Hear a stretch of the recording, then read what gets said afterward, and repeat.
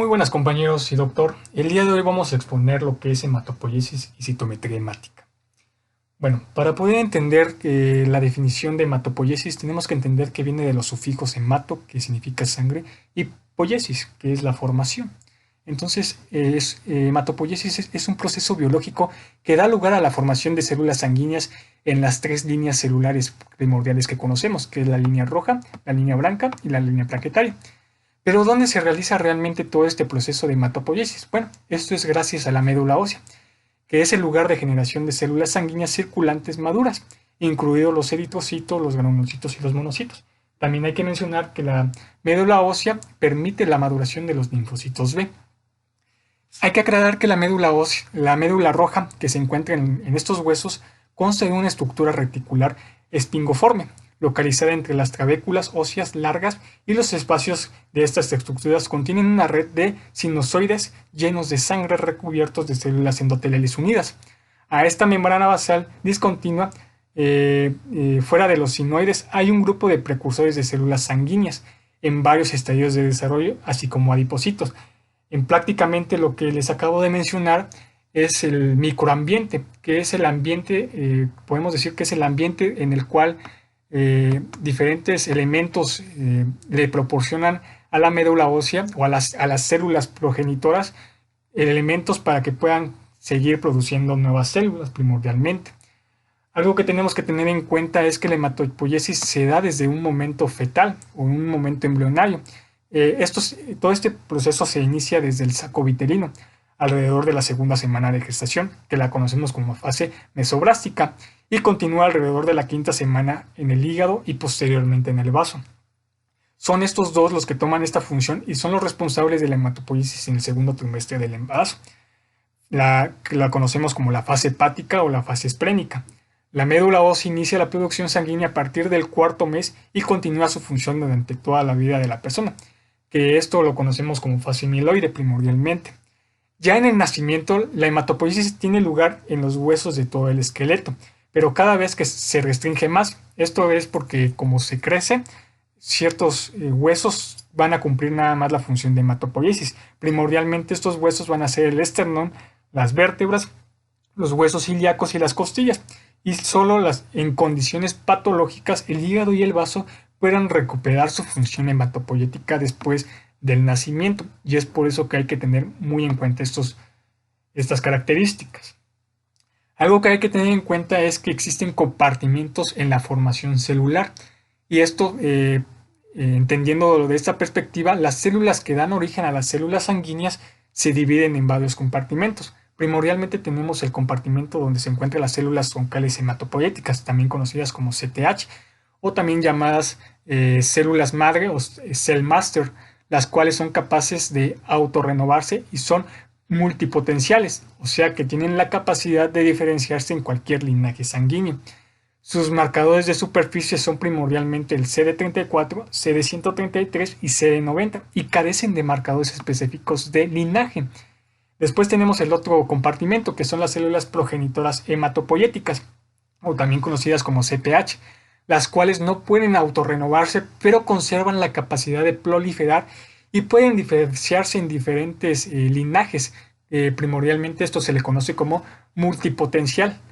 En dos linajes posteriormente, que se le conoce como bipotencial, y a un solo linaje, que también se le conoce como monopotencial. Hay que aclarar que conservan el marcador CD34 en las células progenitoras hematopoyéticas, pero ya adquieren marcadores específicos del linaje que darán origen. Hay que aclarar que tanto la CTH como la CPH tienen la morfología parecida a los linfocitos y no es posible distinguirlas en un frotis de médula ósea. Hay que tenerlo muy importante, ¿no? Las células precursoras, que es otro compartimento, son aquellas en que al madurar dan origen a las células circulantes en la sangre o el producto final de todas estas células precursoras. Y algo que hay que aclarar es que estas forman más del 90% de las células que se encuentran en la médula ósea y son reconocibles por su morfología. Aquí ya podemos distinguirlas específicamente. Algo que tenemos que tener en cuenta es que la CTH da origen a un progenitor multipotente con un PMP que se diferencia en un progenitor linfoide común o PLS o en un progenitor mieloide común que es el PMC, y este último da origen a un progenitor eritroide megacariocítico que es conocido como PEM o un progenitor granulocítico monocítico que es el PGM. Esto es muy importante y aquí hay que aclarar entonces, en resumen, que existen varios compartimentos y que en cada compartimento existen ciertas células que van a tener cierta capacidad de dividirse, tanto unipotencial, monopotencial y pluripotencial, ¿no? Algo que tenemos que tener en cuenta es que en la regulación existen dos procesos, que es la diferenciación, que son las secuencias de hechos genéticos que permiten a las células sintetizar productos específicos que permiten cierta funcionalidad de la célula. La maduración es la secuencia de fenómenos bioquímicos y morfológicos iniciados por la diferenciación y que confieren la capacidad funcional de la célula. Esto es muy importante porque la proliferación y maduración de las precursoras de la médula ósea están estimuladas por citocinas. Muchas de estas citocinas se llaman factores estimulantes de colonia, porque se detectaron en un principio por su capacidad de estimular el crecimiento y el desarrollo de varias colonias leucocíticas y eritroides de células maduras o de células medulares, perdón. Las citocinas hematopoyéticas las producen las células estromales y los macrófagos en la médula ósea, lo que proporciona el ambiente local para la hematopoiesis. En conclusión, y para que me entiendan este punto, el microambiente le proporciona los elementos necesarios a las células progenitoras para que éstas puedan seguir duplicándose y generando nuevas colonias, nuevos linajes celulares, y así podamos seguir constantemente generando nuevas células primordialmente. No me voy a detener a explicar cada una de las citocinas y los factores estimuladores de colonias porque son demasiadas y me tomaría bastante tiempo explicar cada una de ellas. Pero aquí lo importante es que ustedes lean la funcionalidad de cada una de las citocinas, porque hay unas muy importantes que estimulan los megacariocitos, a los monocitos, y la que más nos va a importar es la eritropoyetina, que es la que más la literatura menciona que es la más estudiada y la que se tiene mayor información. Y recordemos que la eritropoyetina pues se forma en el riñón y este ayuda a la formación de nuevos eritrocitos. Esto sería como un resumen rápido de lo que sería la hematopoiesis. Espero que haya quedado claro y vamos a continuar con el siguiente tema. Bueno, ahora vamos a continuar con lo que es la citometría hemática, tomando en cuenta que es un estudio de laboratorio que más se solicita tanto intrahospitalaria y extrahospitalariamente por su amplio uso en resultados para tanto una sospecha diagnóstica como un seguimiento con pacientes con radioterapia o síndrome purpúrico, y primordialmente también por su uso y su bajo costo da una accesibilidad muy amplia en lo que es la citometría hemática. Pero realmente, ¿qué es la citometría hemática? La citometría hemática o hemograma es un estudio detallado de las medidas y las características celulares presentes en la sangre. Primordialmente se enfoca en el tamaño, forma y cantidad de cada una de estas células. Y algo que tenemos que tener en cuenta es que la citometría hemática valora lo que es serie roja, serie blanca y serie trombocítica. A continuación vamos a continuar con lo que es la serie roja. La serie roja es básicamente, ¿qué valora la serie roja? Pues bueno, estos son los parámetros que valora la serie roja. Y vamos a empezar con la hemoglobina, primordialmente teniendo en cuenta que la hemoglobina es la proteína que ayuda en el transporte del oxígeno. Y en el hemograma representa la cantidad de proteína que se encuentra en el paciente y es el único parámetro que indica si hay anemia o no y puede variar dependiendo del sexo, edad y raza y geografía, como también varía el hematocrito y recuento eritrocitario. Y este se mide gracias a gramos por decilitro. Primordialmente en hombres tenemos un valor normal de 13 a 16 gramos sobre decilitro y en mujeres de 11.5 a 14.5 gramos sobre decilitro. Ahora continuamos con el hematocrito, que básicamente se mide por porcentajes y representa la proporción de eritrocitos en la sangre. Y esta no debe usarse para valorar si hay anemia en el paciente, primordialmente, ¿no? A continuación vamos a ver qué es el valor normal de eritrocitos. El valor normal de eritrocitos o el recuento de eritrocitos se mide por millones por microlitro y determina de manera directa el número de glóbulos rojos en sangre, primordialmente.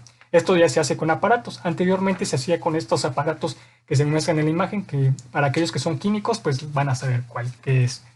Y bueno, ahora vamos a continuar con el valor normal de reticulocitos. Algo que tenemos que tener en cuenta es que este valor nos va a poder indicar saber si nuestra anemia tiene un índice de producción reticulocitaria presente primordialmente. Tenemos una anemia regenerativa o una anemia regenerativa. Esto dependiendo del porcentaje que nos vaya a dar. Arriba del 2% lo conocemos como regenerativas y menos del 2% a regenerativas. Y primordialmente, pues como bien sabemos, los reticulocitos son glóbulos rojos que no han alcanzado su total madurez. Y tienen un aumento primordialmente cuando el organismo eleva la producción de glóbulos rojos por cualquier causa que origine este aumento. Y bueno, hay una fórmula que se utiliza que es los reticulocitos corregidos, la cual es reticulocitos medios por hematocrito entre 45 y esta fórmula nos puede dar reticulocitos corregidos. Continuando con el volumen, con los índices eritrocitarios que tenemos tanto el volumen corpuscular medio, la hemoglobina corpuscular media y la concentración media de hemoglobina, estas nos van a servir para poder valorar realmente el tamaño y la coloración de nuestros eritrocitos. Primordialmente vamos a irnos con el volumen corpuscular medio, que se mide por femtolitros, y es una medida de volumen o tamaño del promedio de los glóbulos rojos. El valor normal es de 80 a 97, aunque algunas literaturas lo manejan hasta 100 femtolitros. Esto puede variar mucho primordialmente, ¿no? Y esta nos puede clasificar la anemia tanto microcíticas o microcíticas o macrocíticas. Después tenemos la hemoglobina corpuscular, que se expresa por picogramos y representa la cantidad promedio de hemoglobina en cada eritrocito. Esta sí es muy confiable para poder ver la coloración de nuestros eritrocitos. Primordialmente, y también tenemos la concentración media de hemoglobina, aunque la literatura dice que no es tan fiable utilizar esta para ver realmente, pues se mide en porcentajes y se determina dividiendo la hemoglobina multiplicada por 100 entre hematocrito, pero es poco confiable y es un parámetro de la concentración promedio de hemoglobina en los glóbulos rojos. Y gracias a estos dos valores podemos decir que tenemos una hemoglobina hipocrómica, normocrómica o hipercrómica primordialmente. Y esto ya nos puede indicar a darle un nombre y apellido a nuestras anemias. Bueno, ahora tenemos el ancho de distribución eritrocitaria, que es un indicador de la variación del tamaño de los glóbulos rojos, los cuales se calculan con equipos más avanzados y lo normal varía de 11 a 14.5% primordialmente. Aquí les puse otra clasificación de la OMS para poder clasificar nuestras anemias, que nos va a indicar de acuerdo a la cantidad de hemoglobina. Ahora vamos con la serie Branca. La serie Branca es muy importante, pues es la cuantificación de leucocitos tanto en porcentaje como en una cantidad absoluta. Primordialmente vamos a encontrar la línea linfoide y la línea mieloide, primordialmente, que tenemos todos los agranulocitos y granulocitos. Y bueno, aquí los neutrófilos, que son los que se encuentran en mayor abundancia, son granulocitos que viven de horas a días y que su principal función son la fagocitosis y actúan primordialmente en infecciones bacterianas e inflamación.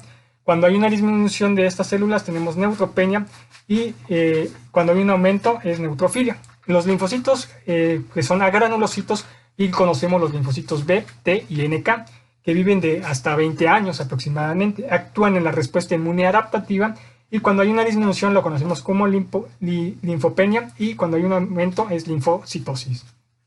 En eosinófilos tenemos que son granulocitos que viven aproximadamente de 3 a 4 días y participan en procesos alérgicos, primordialmente en parasitarios, y que son los helmintos. Y cuando están aumentados le conocemos como eosinofilia y cuando están disminuidos eosinopenia. Los monocitos son agranulocitos que viven aproximadamente 70 horas en sangre y después estos migran y se convierten en células dendríticas o macrófagos. Ambos son fagocíticos y actúan como presentadores de antígenos primordialmente. Cuando hay un aumento es monocitosis y cuando hay una disminución monocitopenia. Los basófilos, que son los menos abundantes, que son granulocitos, ayudan en la respuesta alérgica, liberando lo que conocemos como es la histamina, y cuando hay una disminución de estas células es vasopenia, y cuando hay un aumento es vasofilia. Las bandas, pues es primordialmente hace referencia al aumento de neutrófilos inmaduros que se encuentran elevados por un proceso infeccioso, primordialmente, pero por sí solos no indican un criterio para un criterio o un valor clínico primordialmente. ¿Cuáles son las causas de leucocitosis? Primordialmente tenemos las infecciones agudas, intoxicaciones, hemorragias, leucemias crónicas, que como recordemos, todo proceso crónico primordialmente va a haber un aumento de estas células dependiendo de la línea mieloide o linfoide que está aumentada. Podemos darle una clasificación a nuestra leucemia. Una necrosis tisular o condiciones fisiológicas. También un síndrome mieloproliferativo nos puede condicionar a un aumento de estas células.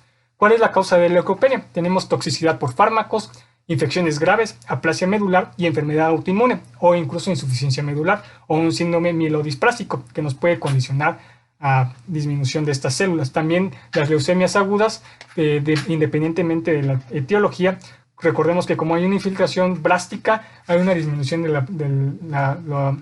la producción de estas células primordialmente, ¿no? Ahora vamos a continuar con la serie trombocítica.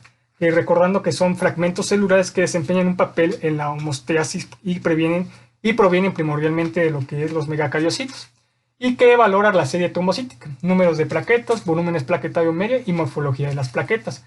Primordialmente, los valores normales de plaquetas es de 150.000 a 450.000. Cuando estos se encuentran disminuidos, los conocemos como trombocitopenia, y cuando están aumentadas, como trombocitosis. Primordialmente, algo que tenemos que tener en cuenta es que el volumen plaquetario medio es de 80 a 12 femtolitros y es inversamente proporcional al número de plaquetas. Por ejemplo, si tenemos una trombocitopenia, vamos a tener un volumen plaquetario medio aumentado. Y bueno, aquí les puse un cuadro comparativo para que podamos ver rápidamente cómo se lee un hemograma rápido. Como mencionábamos, la hemoglobina es lo que nos importa para ver si hay anemia. En ambos pacientes hay anemia. Y hay que valorar ahora lo que sigue, que es el HCM y el BCM, para ver tanto la coloración y el tamaño. Entonces es muy importante valorar estos dos criterios. Si ustedes se dan cuenta, tenemos en la imagen de la izquierda un paciente con una anemia micro y en la derecha una normo. Ambos tienen anemia por la hemoglobina automáticamente. Pero algo que nos llama la atención es que todos los pacientes, o la anemia más común micro, pues es la ferropénica. Y gracias a este cuadro, pues el paciente ya tiene una cinética de hierro, la cual podemos ver que la ferritina en suero está disminuida. Pero mi compañero que va a exponer anemia ferropénica, pues va a ahondar más en esta anemia primordialmente. Pero en términos así generales, junto con la clasificación de la OMS, podemos clasificar que nuestro paciente de la izquierda es una anemia leve, hipocrómica, microcítica. No tenemos los reticulocitos, pero lo más seguro es que sea regenerativa. Y en nuestra derecha tenemos un paciente con una biometría hemática o con una anemia que nos da una anemia de procesos crónicos o de enfermedades crónicas. Y básicamente es un paciente con neumonía, con VIH y diabetes. Entonces, básicamente es normo. Bueno, pues muchas gracias. Aquí termina mi presentación. Espero que haya servido para repaso para los compañeros. Y pues muchas gracias.